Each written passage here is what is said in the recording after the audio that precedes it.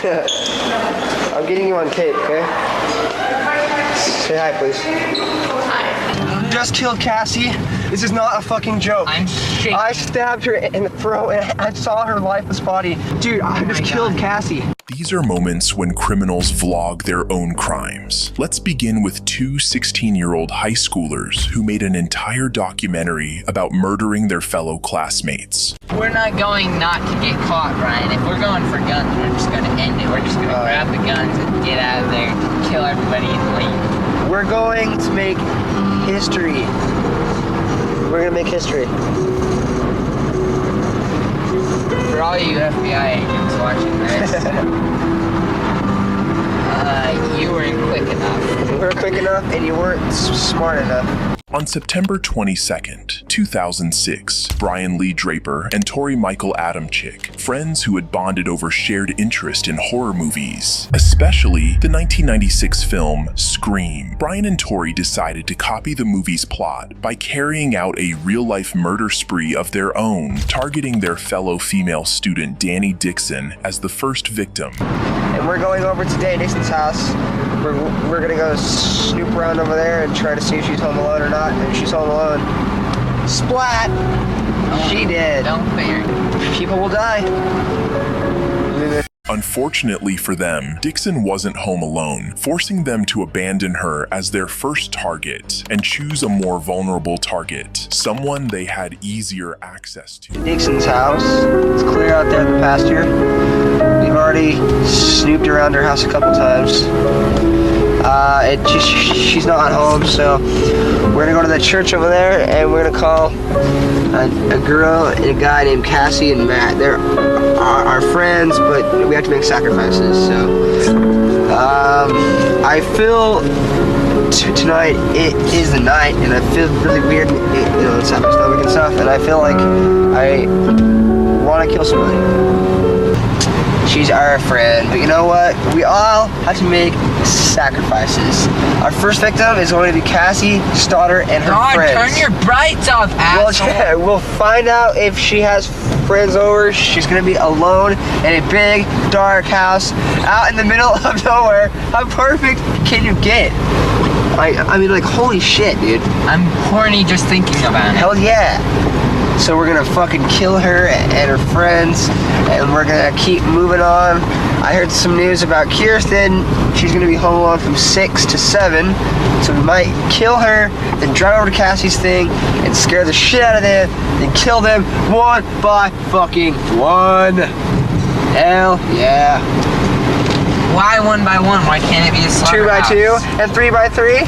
The two new targets Brian and Tori set their sights on were Cassie Jo Stoddart and her boyfriend, Matt Beckham, both high school classmates and friends of the boys. That night, Cassie wasn't home alone, which made it impossible for Brian and Tori to carry out their plan. However, they soon learned that Cassie would be house-sitting for her aunt and uncle at their remote home the following day, Friday, and would be alone for the entire weekend. While the couple was away on a trip, seeing this as the perfect opportunity, the pair resumed vlogging the next morning, even capturing footage of Cassie at school as she went about her day, unaware it would be her last. Hey, look, it's Cassie. Hey, look, I don't know. Hello, Cassie.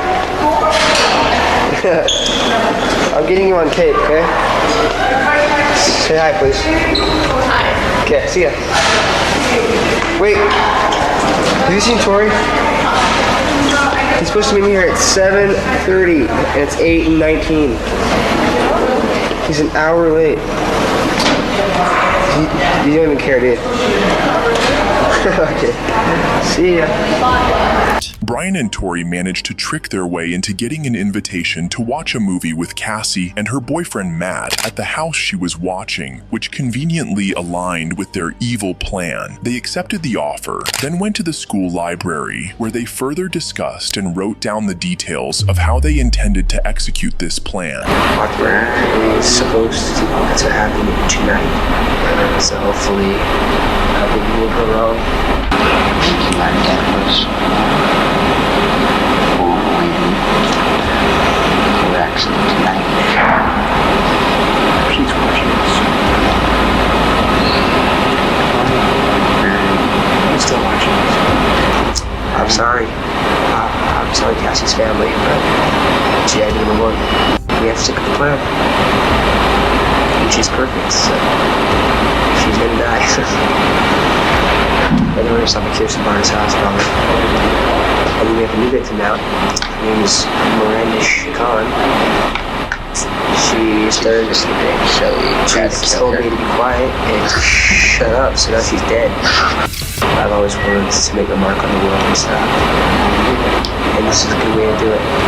That night, Brian and Tori arrived at Cassie's aunt's house under the pretense of watching a movie. Before settling in, Cassie and Matt showed them around, and during the tour, Brian and Tori left the basement door open so they could return later to carry out their evil plan. Then, just as the movie was about to begin, they changed their minds, claiming they'd rather see the movie at the theaters. They then left, only to return later that night to execute their evil plan. We're here in his car. The time is 9:50, September 22nd, 2006. Unfortunately, we have the grueling task of killing our two friends, and they are right in that house just down the street. We just talked to them. We were there for an hour. But We checked out the whole house. We know there's lots of doors. There's lots of places to hide. I unlocked the back doors, so it's all unlocked. Now we just gotta wait, and yeah, we're really nervous right now, but you know, we're ready. we're listening to the greatest rock band We've ever, waited for this for a long time. Pink Floyd, before we commit the ultimate crime of murder. We waited for this for a long time. A long time. We'll stay tuned.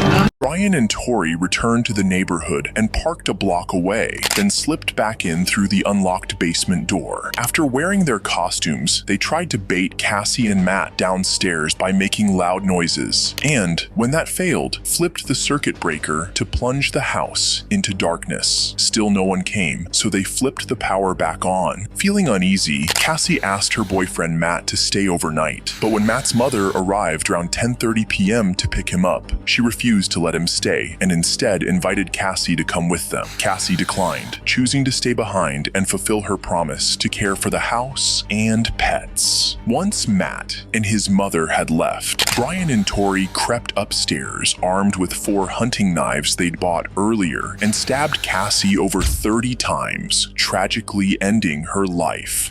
Just killed Cassie. We just left her house. This is not a fucking joke. I'm shaking. I stabbed her in the throat, and I saw her lifeless body just disappear. Dude, I just killed Cassie. Oh, fuck. That felt like it wasn't even real. I mean, it went by so fast. Shut the fuck up. We gotta get our act straight. It's okay. Okay, let's buy movie tickets now. Okay. Come on. As soon as they'd killed Cassie, Brian and Tori rushed to the movie theater to buy tickets and attempt to manufacture an alibi. 2 days later, Cassie's body was discovered by her cousin after her aunt and uncle returned from their trip. A police investigation began, and after clearing initial suspects, including Cassie's boyfriend, who had a solid alibi from his mother, attention turned to Brian and Tori, who had also been at the house that night. It didn't take long for investigators to spot inconsistencies in their stories, although Brian had admitted on tape to slitting Cassie's throat. I stabbed her in the throat, and Just moving for. I thought it was like this. I thought it was guilty case, you know, like yeah, it's guilty. They're trying to, you know, he's trying to splash her and it didn't look fake at all. And he said, we have to kill her. I can't believe I did this. And he said, we have to kill her. And so we stabbed it out of the way. And then he just kept, I heard it go in. I heard the chest, but I don't know the chest. It was supposed to happen. It was supposed to be a joke.